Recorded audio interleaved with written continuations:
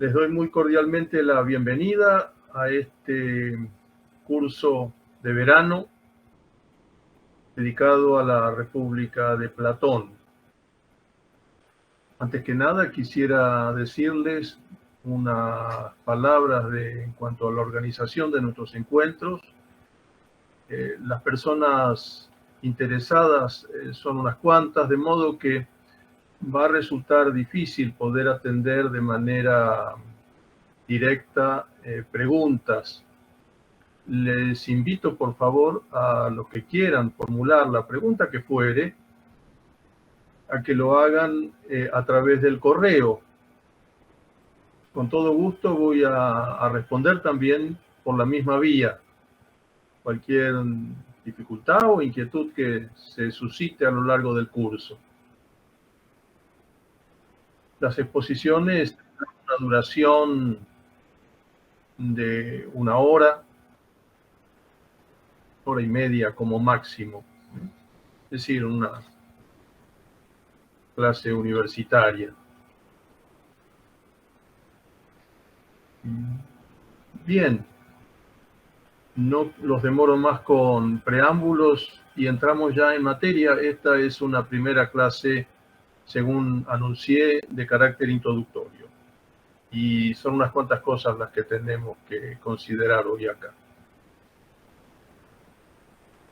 La literatura filosófica de Occidente atesora un puñado de obras dignas no solo de estudio, sino de frecuentación sostenida, y por esto mismo merecedoras del ejercicio de la relectura, porque es bien sabido que ningún libro clásico revela todo su caudal en un primer encuentro. La diferencia cualitativa que media entre el espíritu del autor respectivo y el nuestro suele ser de tanta monta que nos obliga, por así decir, a realizar la experiencia de unas lecturas sucesivas, gracias a las cuales la obra de que se trata va volviéndosenos más plena cada vez y más rica de sentido. Esta es la razón por la que los antiguos recomendaban leer no muchas cosas, sino profundamente. Non multa, sed multum. Y es también la razón que nos ha movido a ofrecer desde hace algunos años, en el ámbito hospitalario de la Cátedra Libre Mundo Antiguo, estos cursos destinados a releer algunas obras merecedoras de perpetua admiración y memoria. Y así, después de Dante, de Virgilio, de Sófocles, nos alegra poder volver en esta ocasión al inmenso Platón, a quien Hegel no vacila en llamar maestro del género humano, expresión que él tributa también a Aristóteles, y no solo a Platón. Ambos fueron para él maestros del género humano, y yo me pregunto si cabe pensar en una alabanza mayor que esta. Por lo que toca a Platón, se sabe que ya entre los antiguos fue honrado durante siglos con el apelativo de divino, no porque se lo tuviese por hijo de un dios, ciertamente, pero sí por alguien cuyo pensamiento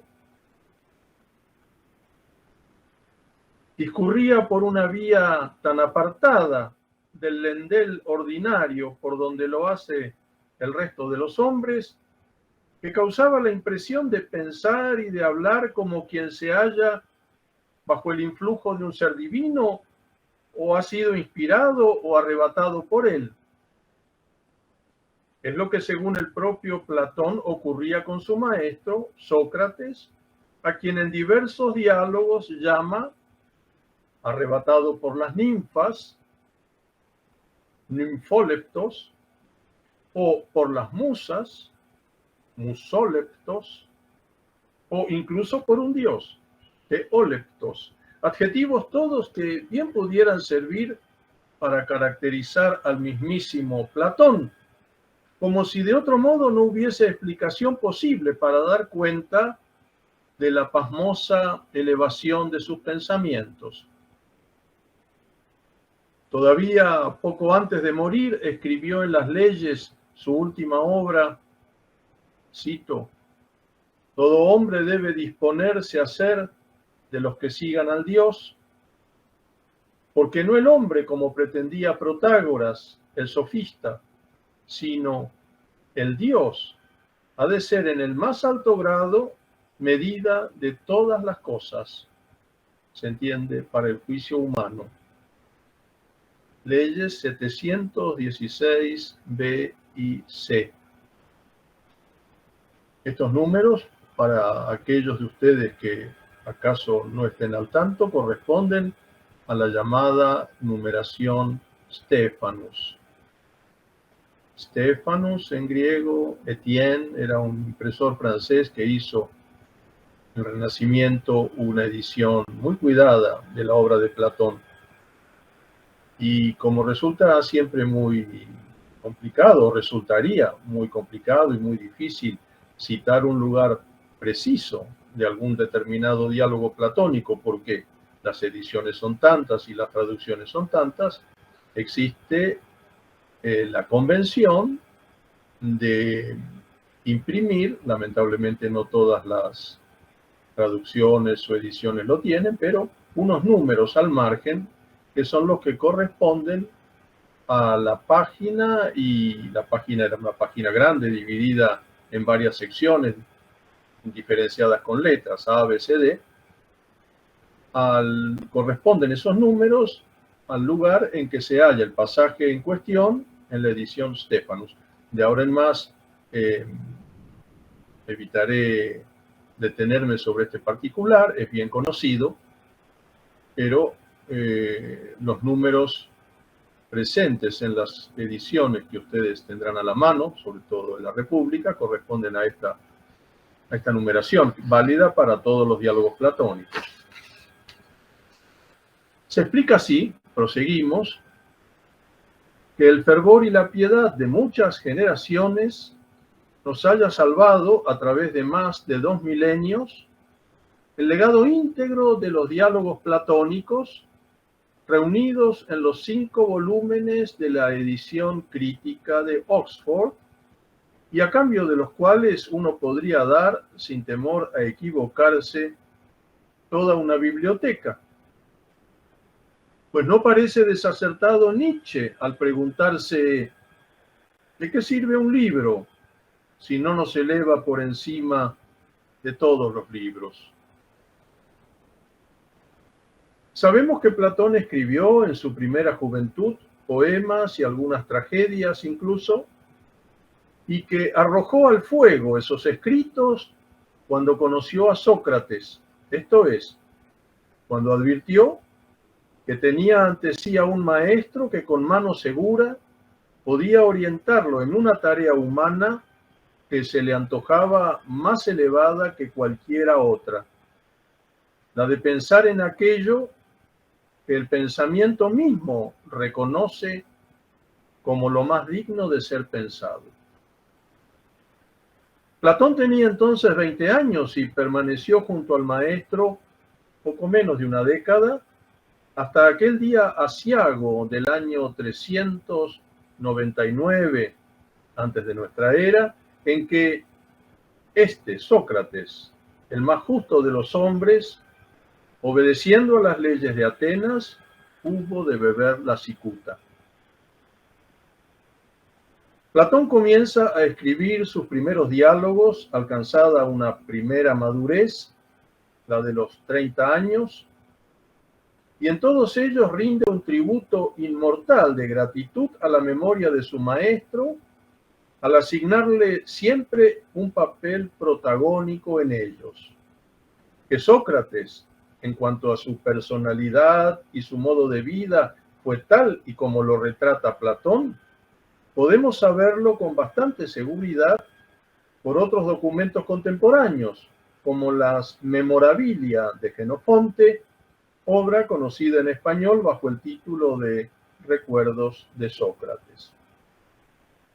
Resulta maravilloso el acierto de Platón al decidir quitarse de en medio en sus diálogos y poner el fruto de sus propias reflexiones rebosantes de claridad y sabiduría en boca de su maestro, ese Sócrates en cuyos razonamientos todo un Aristóteles hallaba originalidad, sutileza, novedad y perspicacia.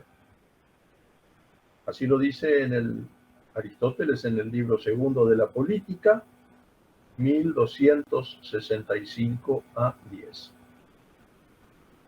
Lo cierto es que no solo Sócrates, sino también los demás personajes históricos que, moviéndose en torno a él, oímos y hasta nos parece ver en sus diálogos, ya habían muerto cuando Platón los escribe. De suerte que nada hay en ellos, siendo tan sorprendentemente vivos como son, que se corresponda con la experiencia inmediata de su autor, ni con la ciudad en la que vive, ya que es otra bien diferente de la de su adolescencia, ni con los hombres con quienes alterna. Los diálogos son, desde la primera y hasta la última línea, una creación de la imaginación, de la reflexión, de la memoria y por lo mismo una obra del espíritu. Ni son ni quieren ser escritos de carácter historiográfico. Ellos se comportan frente a la realidad como los dramas de Sófocles, que muestran a los hombres no como son, sino como deben ser. Platón es un filósofo que experimentó, siendo un hombre joven todavía y en carne propia, por así decir,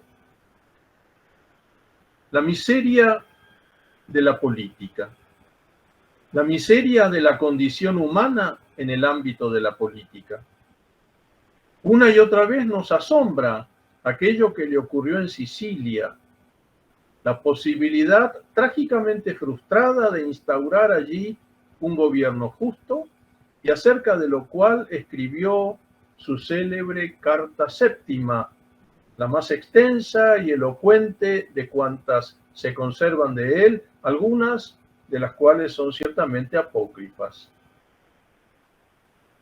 Tengo para mí que quien lea esa carta y no la acoja en su interior como una suerte de revelación acerca de lo que significa la condición humana y la filosofía como un destino personal, pertenece al género de aquellos a quienes el propio Platón llamaba incurables, aniatoi. ¿Y qué dice Platón allí? Y también en la Apología, que en relación con su vida, sus primeros planes, no teniendo necesidad de ganársela mediante el ejercicio de un oficio, por haber nacido entre gentes aupadas, lo primero que pensó fue dedicarse a la política. Había en aquellos tiempos en Atenas un régimen democrático cuyas bondades exalta Eurípides en sus dramas, en Las Suplicantes, por ejemplo, pero que había caído ya en muchos excesos de los que con tanta chispa se burla a su vez Aristófanes en sus comedias. Basta con leer Las Avispas para comprender que ese régimen había degenerado en una verdadera dictadura popular.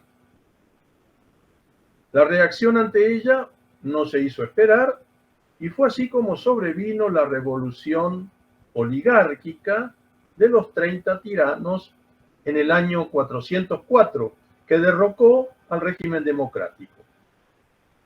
Algunos de los 30 eran conocidos e incluso parientes de Platón, y lo invitaron a sumarse al gobierno.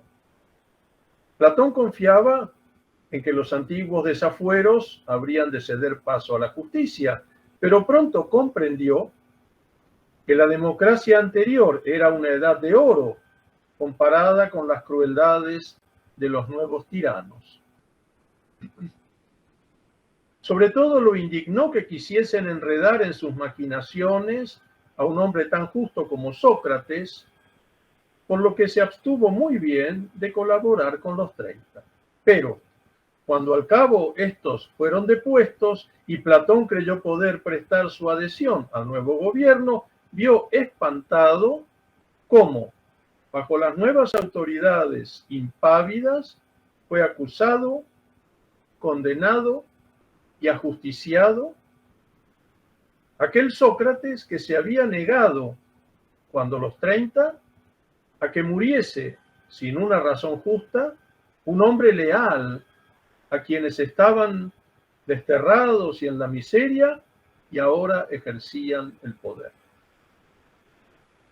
Tanto el encuentro con Sócrates como esta experiencia con el carrusel de las facciones políticas atenienses hizo que Platón se despidiese para siempre de los asuntos públicos, o al menos del propósito de participar en ellos de manera inmediata, consagrándose así por entero a la filosofía. Comprendió entonces que los males nunca tendrían fin para los hombres a menos que los filósofos gobernasen los estados o los gobernantes, movidos por alguna disposición divina, extinos moiras teias, cultivasen la filosofía. Sabemos que Platón tenía alrededor de 40 años y que ya había escrito no pocos diálogos cuando viajó a Siracusa. Esto es algo que conviene tener presente. Por eso me detengo un momento acá. Cuando vamos a leer un diálogo platónico, tenemos que estar enterados de estos pormenores. Viajó a Siracusa, a la corte del rey Dionisio, atraído por el ofrecimiento de hacer realidad allí sus planes relativos a la verdadera naturaleza del Estado y de la educación. El proyecto fracasó por la doble ceguera filosófica del rey y de sus cortesanos. Fue entonces cuando, al regresar de aquella infortunada estadía en Sicilia, compró en las afueras de Atenas un predio rural, no muy grande, donde instaló su escuela, llamada Academia, nombre que tomó de un gimnasio situado en las cercanías. Según el derecho ático, esta escuela, fundada por Platón, era una agrupación de carácter religioso, un tíasos, destinado al culto de las musas y por lo mismo al ejercicio libre del amor al saber bajo la dirección de su fundador. Esto ocurrió una década después de la muerte de Sócrates. En la academia se cultivaba la geometría, la aritmética y la astronomía de cuño pitagórico, esto es, teórico y nunca práctico o utilitario, la geografía, la botánica y la zoología, la reflexión acerca de las normas morales y la música. Junto con los Juegos Olímpicos, la Academia Platónica fue la institución cultural griega, la fundó Platón, de más larga pervivencia. El emperador Justiniano la mandó cerrar durante la primera mitad del siglo VI de nuestra era, cuando tenía ya a sus espaldas una historia de 900 años, cuando desde el descubrimiento de América han transcurrido solo 500. Y me eximo de señalar que la palabra academia continúa viva hoy por hoy en todas las lenguas de cultura de nuestro planeta. La actividad científica en la academia se prolongó de manera ininterrumpida por espacio de 20 años, al cabo de los cuales la muerte del rey Dionisio de Siracusa, el ascenso al trono de su hijo, Dionisio el joven, aparentemente animado, él sí, por una genuina vocación filosófica, y los ruegos insistentes de un amigo llamado Dion movieron a Platón a realizar un segundo viaje a Siracusa, alentando sin desmayo la esperanza de llevar a cabo allí sus novedosas y fecundísimas ideas políticas y pedagógicas. Ideas que había expuesto, entre tanto, en diálogos tales como Menón, Banquete, Pedro y la misma República. Y he aquí que el nuevo proyecto acabó en otro fracaso sin remedio.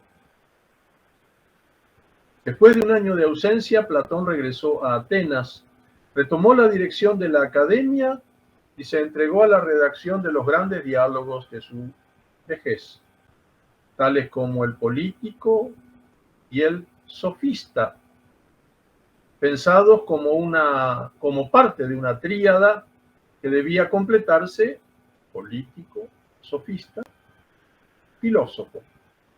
Pero si este diálogo nunca llegó a escribirse, ¿ello acaso se debió a una interrupción inesperada de sus estudios y meditaciones? Pues lo cierto es que 4 años más tarde, de aquella vuelta, la segunda, en el año 361 se vio sorprendido por una nueva invitación formulada por Dionisio el joven y acompañada por nuevos ruegos de Dion para retornar a Siracusa. La invitación fue hecha en términos tan calurosos, hasta se le envió una trireme para conducirlo a la isla, y en ella venían algunos amigos pitagóricos de Platón, resueltos a persuadirle, que el anciano maestro, no sin abrigar muchas dudas, se deja convencer y se embarca, aunque a desgano, por tercera vez. Tal como él lo sospechaba, aquello acabó en un tercero y temido desengaño, y en la primavera del año siguiente regresó a Atenas.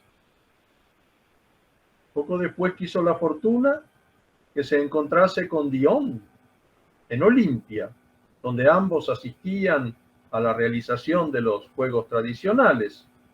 Dion le pidió de nuevo ayuda, resuelto esta vez a empuñar las armas para derrocar la tiranía de Dionisio el joven y lograr instalar de una vez por todas el prometedor gobierno filosófico.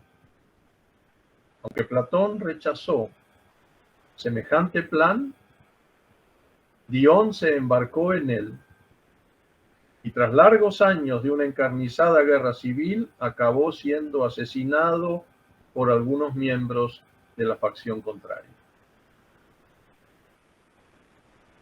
Platón, entre tanto, había retomado su trabajo, y ello le permitió dar a luz sus últimas obras: Timeo, Filebo, Leyes, el más ambicioso y extenso de sus diálogos, que quedó inconcluso porque lo sorprendió la muerte trabajando en él. Murió al promediar el siglo IV, en el año 348, según algunos, después de asistir a un banquete de bodas. Tenía 81 años y fue sepultado en la academia. Casi 5 siglos después de su muerte, la obra que legó a la posteridad fue ordenada por un erudito llamado Trasilo en 9 tetralogías, esto es, en 9 grupos de 4 diálogos cada uno, justificada esta división por ciertos nexos internos. 9 grupos, como las musas, según la veneración con que los antiguos trataban todo aquello que tuviera relación con los números.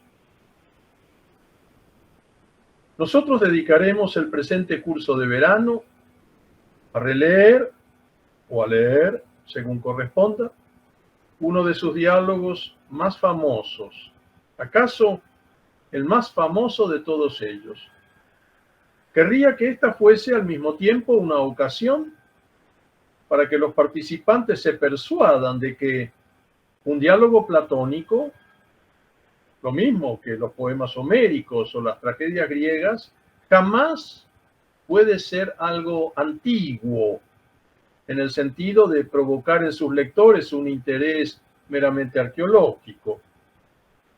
Estas obras son hijas de la inteligencia y nos apelan siempre con tanta fuerza como si acabasen de ser escritas.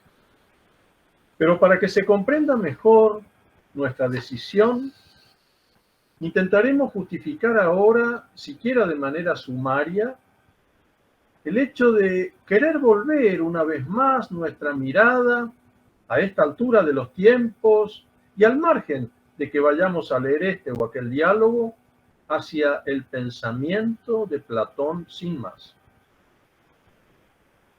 Esto no se debe al vigor de la tesis radicalmente moderna, según la cual la filosofía occidental comienza propiamente con él. Muchos leen a Platón como si así pudiesen desentrañar un enigma, el del origen de la filosofía griega.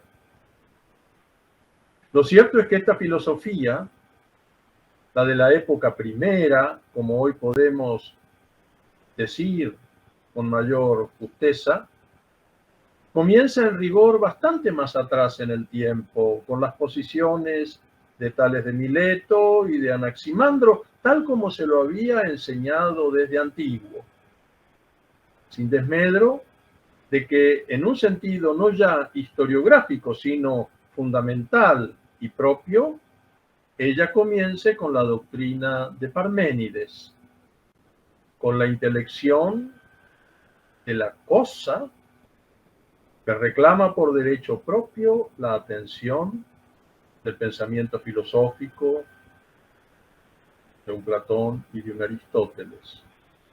El ente, o lo que es, το εον. Esta noción, este pensamiento, aparece con Parménides, no antes. Solo a partir del estímulo decisivo de ese pensamiento parmenídeo, por el que la razón se ve movida a hallar en sí misma, antes que en el cosmos de las cosas visibles o consistentes, el fundamento de su saber, solo a partir de tal estímulo, Platón supo dar luego a su doctrina la figura omniabarcante de una enciclopedia, un todo cuyas partes no se cifran en un cierto quantum de información, pues tampoco pertenecen al ámbito del llamado saber positivo. Ellas poseen, por el contrario, una naturaleza ideal o conceptual, cuyo presente no es sino el de la inteligencia misma, presente en el que cada uno de nosotros tiene la posibilidad de habitar e incluso de crecer. ¿No nos ocurre algo de esta índole en relación con las obras del arte griego?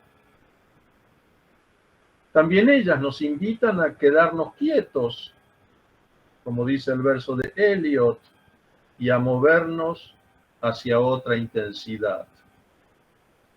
East Coker, uno de los 4 cuartetos, verso 269 y siguiente.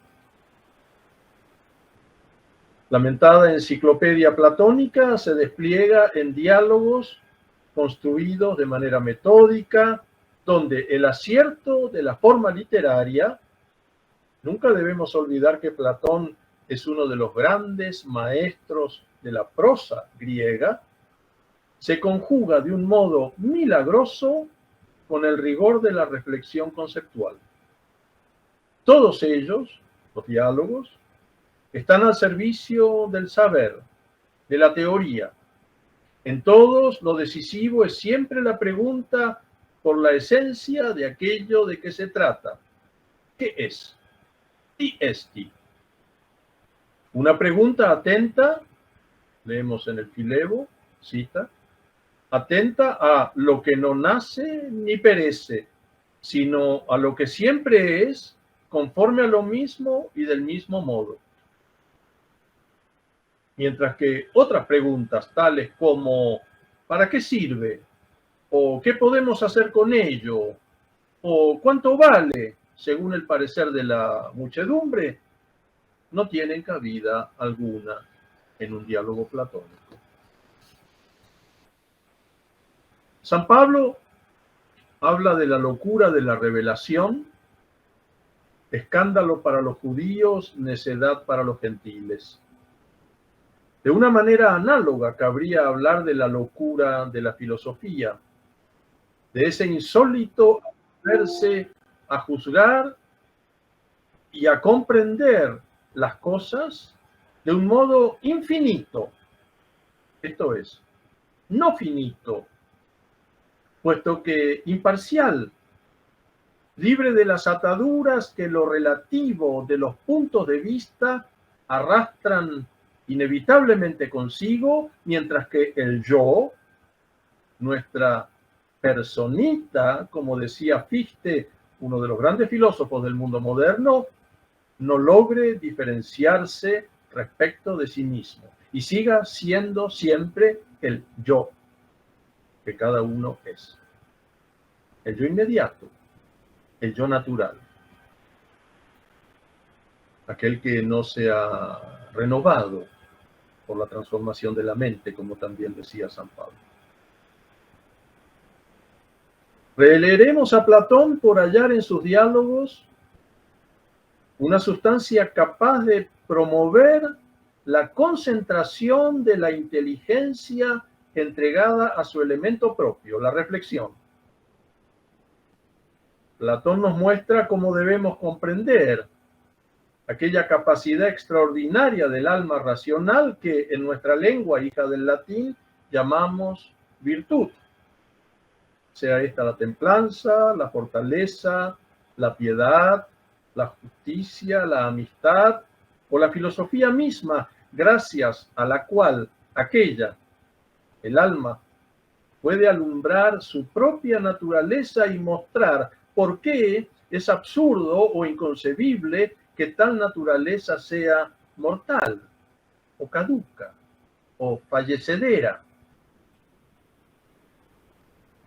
De manera más puntual, Platón va despejando de manera progresiva nuestra mirada a lo largo de la escala interior representada por sus diálogos. En su Alcibíades muestra cómo el alma racional es el principio determinante del ser del hombre, y en la República cómo la existencia humana se configura idealmente según su dimensión política, y en las leyes cómo debe disponerse y articularse la única legislación capaz de promover la perfección a que tiende la vida políticamente virtuosa. Y en el político, precisamente, ¿cuál debe ser el hombre cuya tarea rectora y ordenadora lo convierte en servidor o diácono de ese fin? Ministro. ¿Cuánto olvidan, no? Nuestros políticos, que este nombre significa siervo, criado.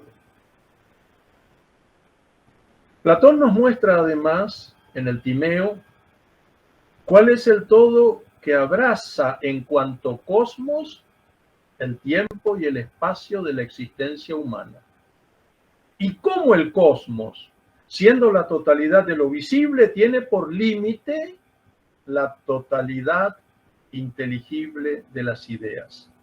Ellas son no solo la causa, aition, de los entes visibles, sino el fundamento de un saber estable, ajeno a la condición mudable de la opinión, cuya consistencia y cuyas especies Platón examina en el Teeteto. Él nos hace ver en el Sofista cómo la idea posee la determinación conceptual propia del ente o de lo que es, y cómo, otra vez en la República, lo que verdaderamente es, lo uno e inmóvil, vale decir, lo inmutable, es la idea del bien, idea tu agatu.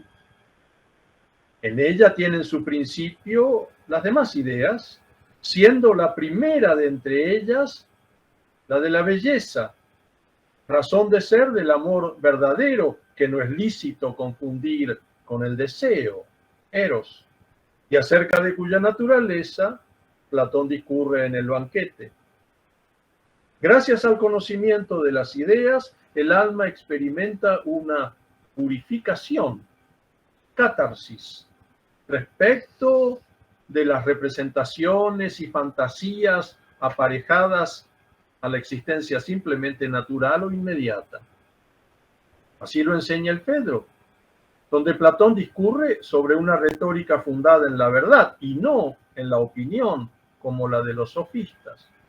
Y es en virtud de aquella purificación como el alma participa del placer propio de la inteligencia, de su dulzura y constancia en oposición a la violencia y la fugacidad del placer sensible.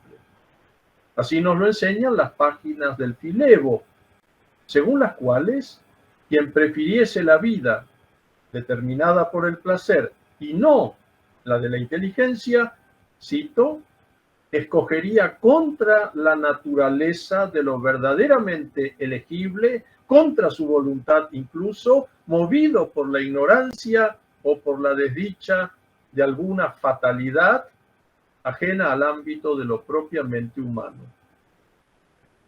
Y ese placer propio de la inteligencia se aguza con el ejercicio de la reflexión metódica, tal como la cultiva el Parménides, haciendo gala de un rigor que Aristóteles califica de ejemplar. Y esto no es todo. Esto no es todo. Porque la asombrosa obra platónica también enseña por qué padecer una injusticia es siempre preferible al hecho de cometerla. En el Gorgias 475c. ¿Y por qué los mayores flacos del alma humana son la maldad y la ignorancia? En el Sofista 228d.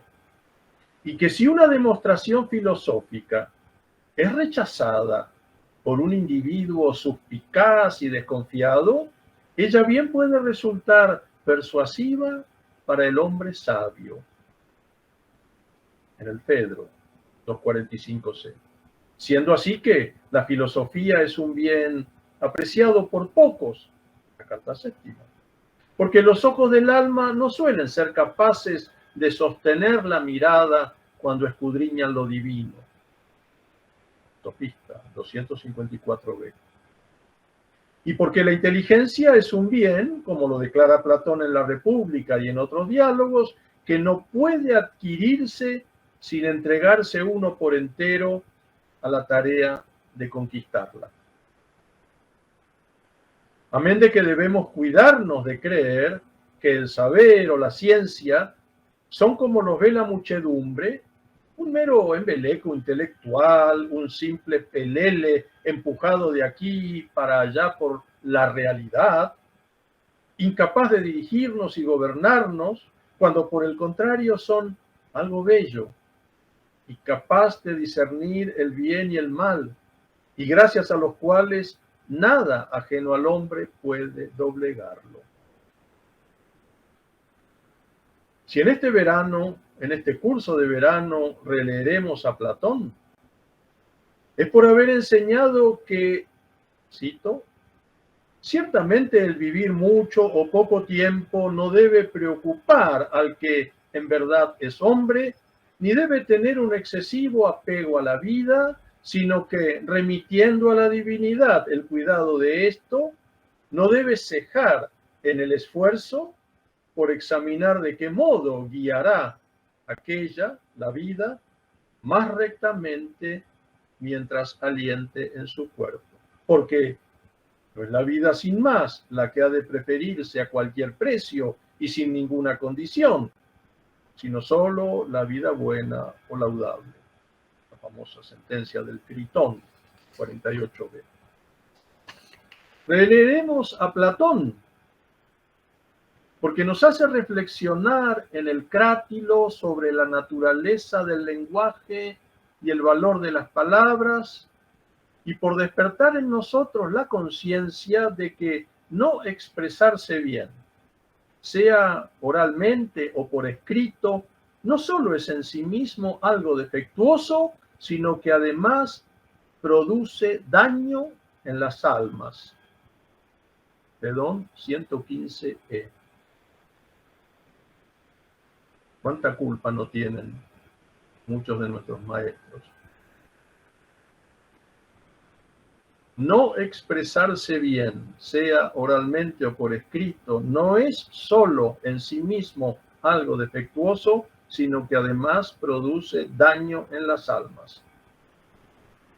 Lo releeremos por haber comprendido, gracias a él, que las cuestiones que la filosofía se empeña en dilucidar, tal como lo sostiene Sócrates en el Gorgias, lejos de ser ociosas o baladíes, son aquellas acerca de las cuales saber la verdad es lo más bello e ignorarla lo más vergonzoso. Y lo releeremos por último por haber sido como muy pocos un amante de la sabiduría que amonesta al hombre en todos y en cada uno de sus diálogos a diferenciarse no del mono o del gato o del elefante, sino a diferenciarse respecto de sí mismo. Era ya un hombre octogenario cuando volvió sobre este asunto capital en su última obra, Las leyes, que decíamos no llegó a concluir. Que sea la palabra del propio Platón quien ponga fin a lo menguado de esta breve sinopsis introductoria y antes de acabar la exposición de hoy con unas consideraciones complementarias. Dice Platón en Las leyes, cito: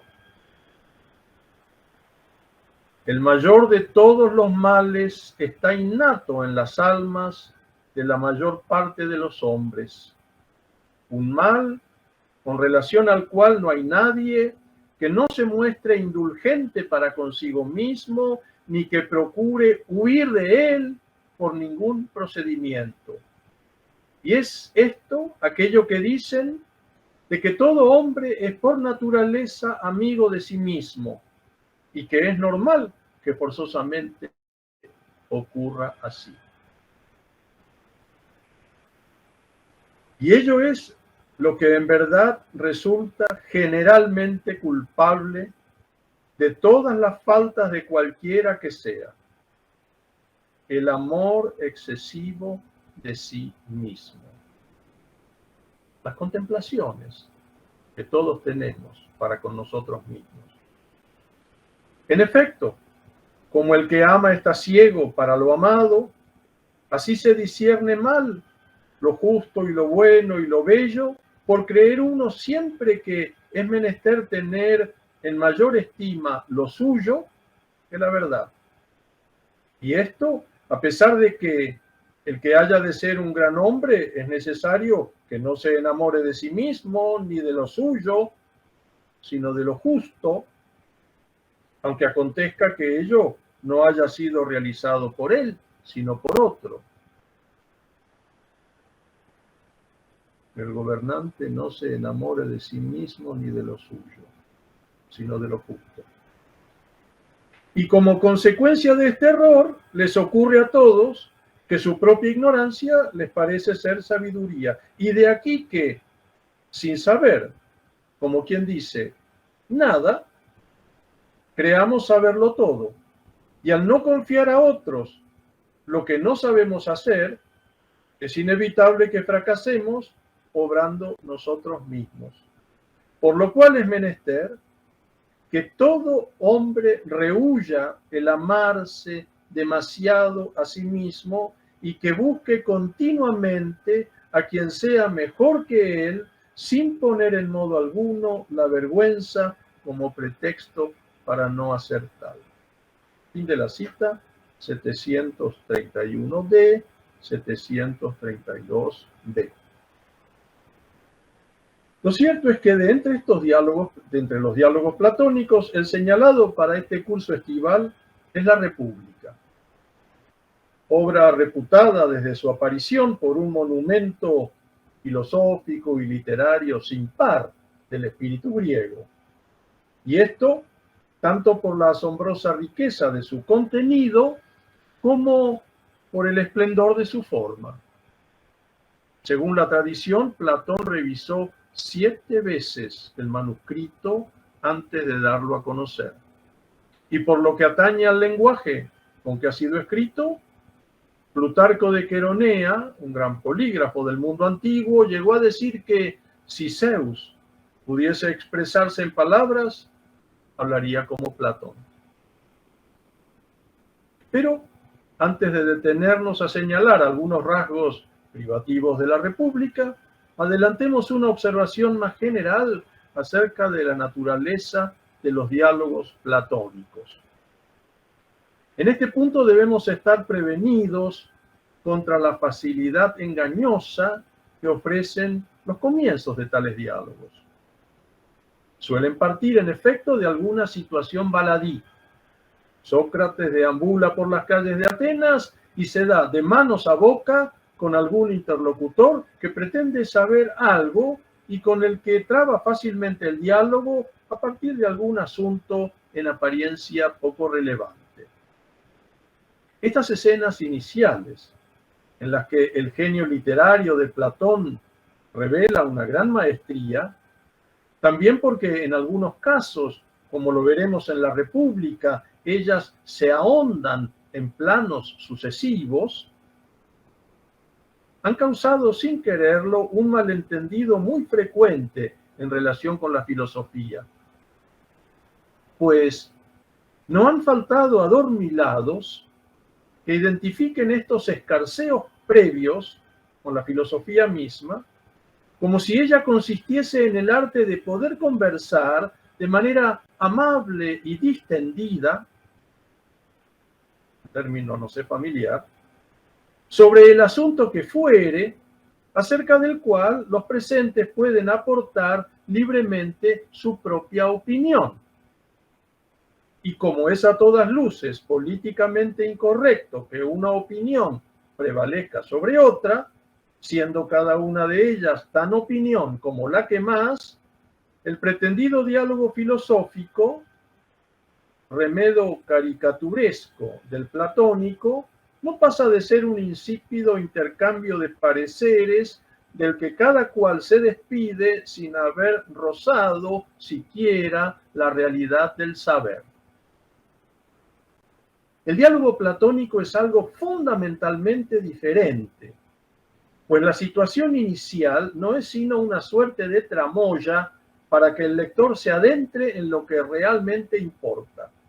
Y ello es algo ante lo cual se impone dilucidar un concepto y hacer que el diálogo avance no de manera libre, sino metódica, con tanto rigor como un tratado aristotélico.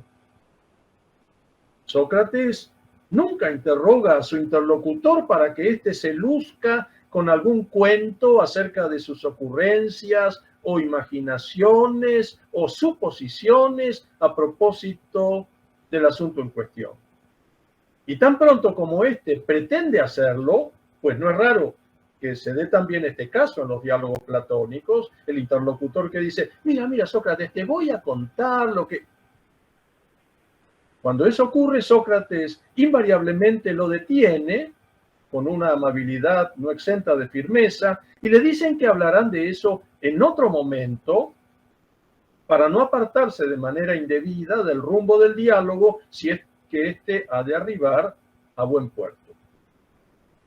En este sentido, el diálogo platónico es un formidable ejercicio de purificación, gracias al cual el lector aprende a renunciar a sus convicciones personales, a lo que ellas tienen de particulares, en favor de la inteligencia de la que pueden participar todos los hombres y que discurre al margen o por encima del horizonte de los gustos e intereses que uno defiende por ser los propios.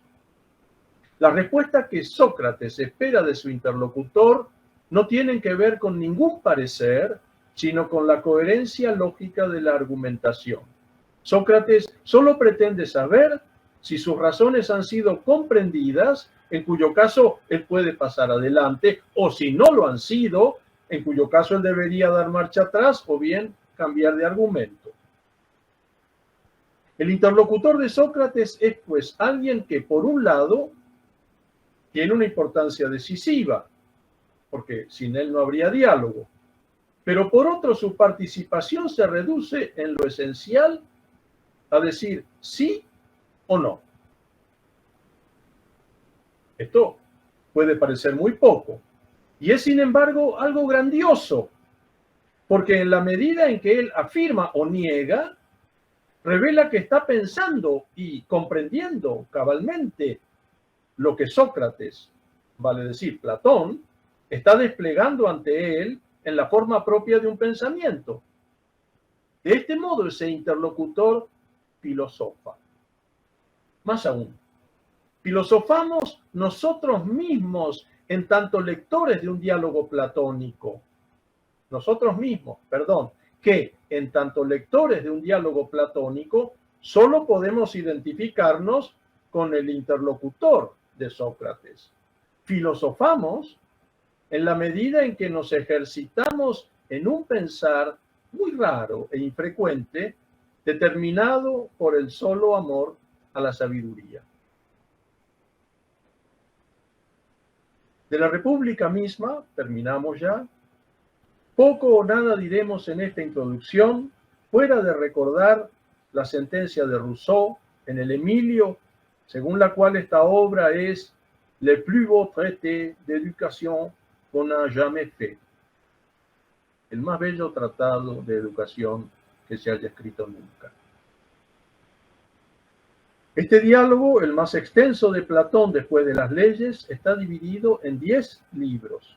Sería ideal que los participantes del curso pudiesen leer atentamente, claro, morosamente, lápiz en mano, un libro por semana, o antes o después de nuestras exposiciones. De entre las versiones más accesibles, recomendamos 3 igualmente meritorias. La de Antonio Camarero, de la editorial Eudeva, la bilingüe del Instituto de Estudios Políticos de Madrid, el actual Centro de Estudios Constitucionales, y la de Conrado Eggersland, publicada por Gredos. Valga señalar que tanto Conrado Eggersland como Antonio Camarero han sido profesores de universidades argentinas, la Universidad del Sur, la Universidad de Buenos Aires.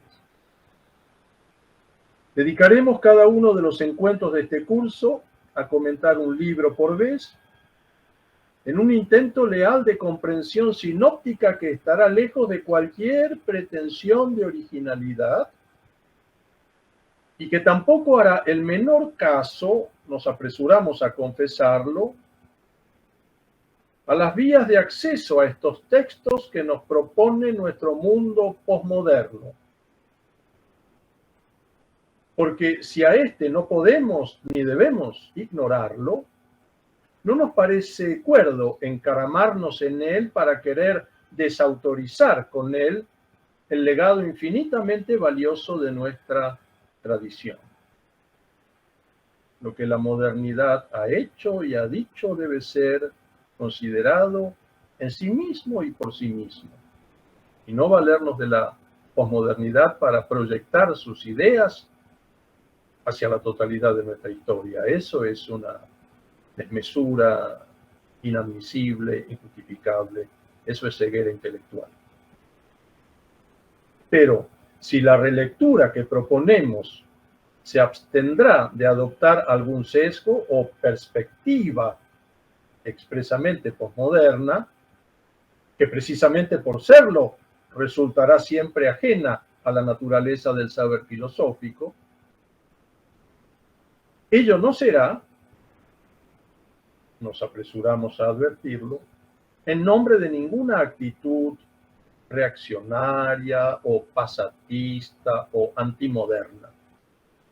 El suelo sobre el que nos asentamos para emprender nuestra exégesis, sin que podamos esclarecer ahora este punto, está alejado de todo afán polémico en lo que atañe a la mentalidad característica de nuestro tiempo.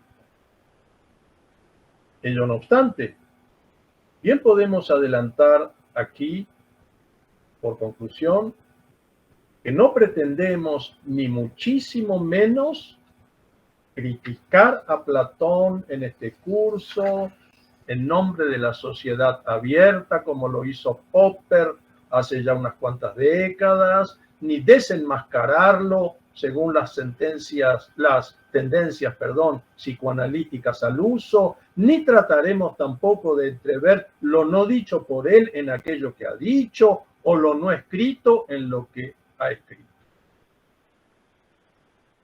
Nuestra lectura obedecerá en todos los casos al designio más modesto, pero no por ello menos filosófico, de poder trepar con el propio Platón hacia aquella realidad que el poeta español Pedro Salinas denominó alguna vez con toda cabalidad y justeza como las hermosuras y claridades del puro entender.